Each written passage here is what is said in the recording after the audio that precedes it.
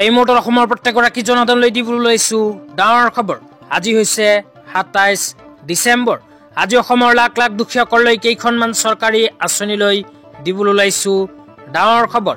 তো যিসকল মানুহে ভিডিঅ'টোত ক্লিক কৰিছে অনুগ্ৰহ কৰি ভিডিঅ'টো স্কিপ নকৰি প্ৰথমৰ পৰা শেষলৈ চাই থাকিব, কিয়নো এইটো ভিডিঅ'ৰ মাজত SHG গোটৰ মহিলাসকলৰ পৰা আৰম্ভ কৰি বানপানীৰ ক্ষতিপূৰণক লৈ কেইখনমান নতুন খবৰ আপোনালোকক প্ৰদান কৰিম।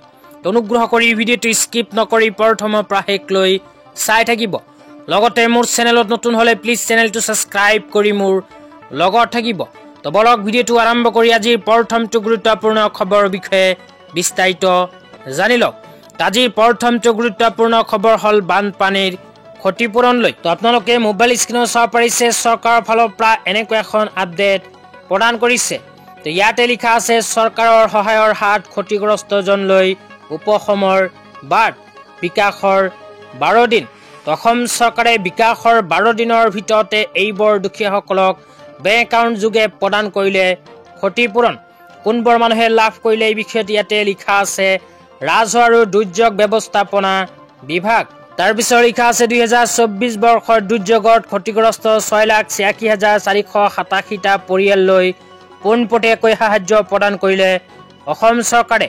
2 নম্বৰত কৈছে বানত বাগৃহ ধ্বংস প্ৰাপ্ত 1,44,520টা পৰিয়াললৈ অসম চৰকাৰে ইতিমধ্যে বানপানীৰ ক্ষতিপূৰণ প্ৰদান কৰিলে।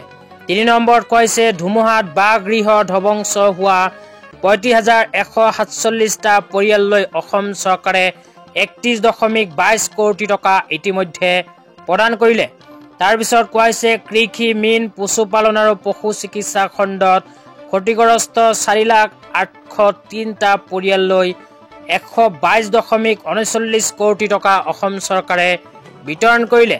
তাৰপিছত কৈছে ৰেচম খণ্ডত ক্ষতিগ্ৰস্ত 70,517টা পৰিয়ালক 7.65 কোটি টকা অসম চৰকাৰে প্ৰদান কৰিলে।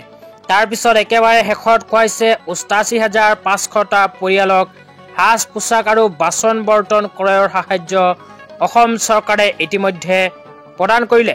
তো আপোনালোকৰ যদি 2024 বৰ্ষত বানপানীৰ নিজৰ সা সম্পত্তি বা নিজৰ বাগৃহৰ ক্ষতিগ্ৰস্ততা হৈছিল, সেই ক্ষেত্ৰত আপোনালোকক অসম চৰকাৰে ইতিমধ্যে প্ৰদান কৰিছে চৰকাৰী ধন।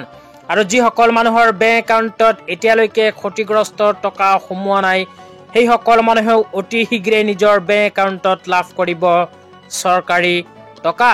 তেতিয়া আপোনালোকক দিবলৈ লৈছো আজি দ্বিতীয়টো খুবেই গুৰুত্বপূৰ্ণ খবৰ। তো আজি দ্বিতীয়টো গুৰুত্বপূৰ্ণ খবৰ হ'ল অসম চৰকাৰৰ কেবিনেট বৈঠক লৈ। তো আপোনালোকে মোবাইল স্ক্ৰীনত চাব পাৰিছে অসম চৰকাৰে কেবিনেট বৈঠকত এনেকুৱা এখন সিদ্ধান্ত গ্ৰহণ কৰিছে। তো ইয়াতে কি লিখা আছে বিতংভাৱে আপোনালোকক জনাই আছো, অনুগ্ৰহ কৰি চাই থাকিব। তো ইয়াতে লিখা আছে বিষয়া কৰ্মচাৰীৰ বিৰুদ্ধে কঠোৰ ব্যৱস্থা। অৰুণোদয় আঁচনিয়ে সমাজৰ আৰ্থিকভাৱে অনগ্ৰসৰ লোকৰ বাবে অন্ত্যোদয়ৰ দৃষ্টিভংগীক বাস্তৱায়িত কৰি আমাৰ নাৰী শক্তিৰ সবলীকৰণত আত্মনিয়োগ কৰি আহিছে।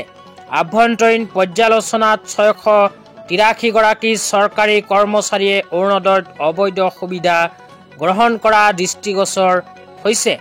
অবৈধভাৱে অৰুণোদয়ৰ সুবিধা লোৱাৰ বাবে 683গৰাকী কৰ্মচাৰীক বিভাগীয় তদন্ত আৰম্ভ কৰা আৰু কাৰণ দৰ্শোৱা জাননী জাৰি কৰাত কেবিনেটে অনুমোদন জনাইছে। তো ইয়াতে কোৱা অনুযায়ী অসম চৰকাৰৰ দৃষ্টিগোচৰ হৈছে যে অসমৰ 683গৰাকী চৰকাৰী কৰ্মচাৰীয়ে অৰুণোদয়ৰ সুবিধা লাভ কৰিছে। তো যিসকল চৰকাৰী কৰ্মচাৰীয়ে নিজৰ নামখন অৰুণোদয় আঁচনিত অন্তৰ্ভুক্ত কৰি লৈছে, সেইসকল চৰকাৰী কৰ্মচাৰীয়ে পৰিব বিপদত। অসম চৰকাৰে কেবিনেট বৈঠক যোগে এই সিদ্ধান্ত গ্ৰহণ কৰিছে যে যিসকল চৰকাৰী কৰ্মচাৰীয়ে অবৈধভাৱে নিজৰ নামখন অৰুণোদয় আঁচনিত অন্তৰ্ভুক্ত কৰি লৈছে, সেইসকল চৰকাৰী কৰ্মচাৰীয়ে কিয় নিজৰ নাম অৰুণোদয় আঁচনিত অন্তৰ্ভুক্ত কৰি লৈছে তাৰ কাৰণ দৰ্শাব লাগিব। তেতিয়া আপোনালোকক দিবলৈ ওলাইছো আজি তৃতীয়টো খুবেই গুৰুত্বপূৰ্ণ খবৰ। অনুগ্ৰহ কৰি ভিডিঅ'টো স্কিপ নকৰি চাই থাকিব। আজি তৃতীয়টো গুৰুত্বপূৰ্ণ খবৰ হ'ল SHG গোটৰ মহিলাসকলৰ বাবে। তো আপোনালোকে মোবাইল স্ক্ৰীনত চাব পাৰিছে বিজেপি আসাম প্ৰদেশৰ ফালৰ পৰা এনেকৈ এখন আপডেট প্ৰদান কৰিছে। ইয়াতে লিখা আছে প্ৰধানমন্ত্ৰী ক্ষুদ্ৰ খাদ্য সংসাধন উদ্যোগৰ আনুষ্ঠানিকৰণ আঁচনিৰ জৰিয়তে অসম ৰাজ্যিক গ্ৰামীণ জীৱিকা অভিযানৰ অধীনত নিয়োজিত ৩৫৪টা আত্মসহায়ক গোটক ১.২৭ কোটি টকা আৰু অসম ৰাজ্যিক নগৰীয়া জীৱিকা অভিযানৰ জৰিয়তে ১৮টা আত্মসহায়ক গোটক ৭.২ লাখ টকাৰ প্ৰাৰম্ভিক মূলধন ঋণ প্ৰদান কৰে মাননীয় মুখ্যমন্ত্ৰী ডক্টৰ হিমন্ত বিশ্ব শৰ্মা ডাঙৰীয়াই। তো ইয়াতে কোৱা অনুযায়ী অসম চৰকাৰে আত্মসহায়ক গোটৰ মহিলাসকলক ইতিমধ্যে প্ৰদান কৰিছে টকা। তো কিহৰ কাৰণে টকা লাভ কৰিছে সেয়াও আপোনালোকক বুজাই দিছোঁ।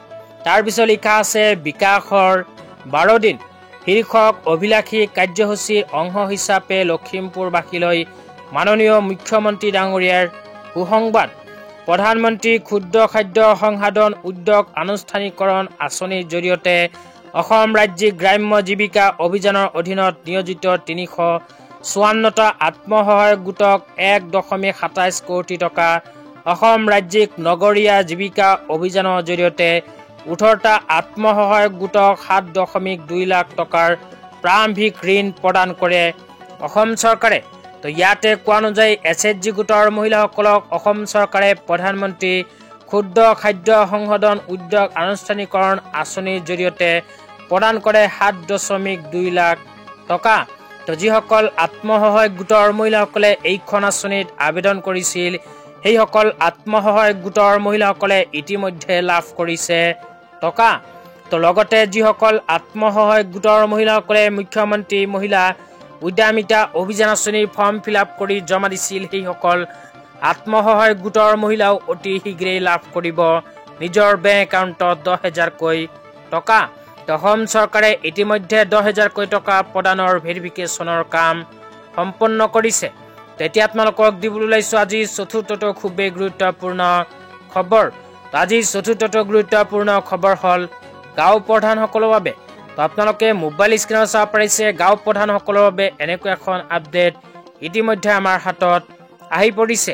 তো ইয়াতে লিখা আছে অসম চৰকাৰৰ কেবিনেট সংশ্লিষ্ট বন গাঁও আৰু বন অধিকাৰ আইন ২০০৬ৰ অধীনত গাঁওসমূহৰ বৰ্তমান সকলো গাঁও প্ৰধানৰ বাবে মাহিলী পাৰিশ্ৰমিক বৃদ্ধিত অনুমোদন জনাইছে।